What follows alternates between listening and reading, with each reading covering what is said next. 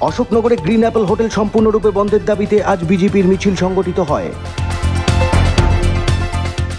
অশোকনগর বিজয় pharmacy মোড় থেকে মিছিল শুরু হয়। কচুয়া মোড়ের পার্শ্বস্থ গ্রিন অ্যাপল হোটেলের কাছেই মিছিল আসতেই বিজেপি কর্মী সমর্থকেরা গ্রিন অ্যাপল হোটেলের প্রবেশদ্বারে তুলসী গাছ রেখে প্রতীকী প্রতিবাদ করে। এরপর অশোকনগর চৌরঙ্গি মোড়ে মিছিল আসতেই বিজেপি কর্মী সমর্থকেরা পথ অবরোধে সামিল হয়।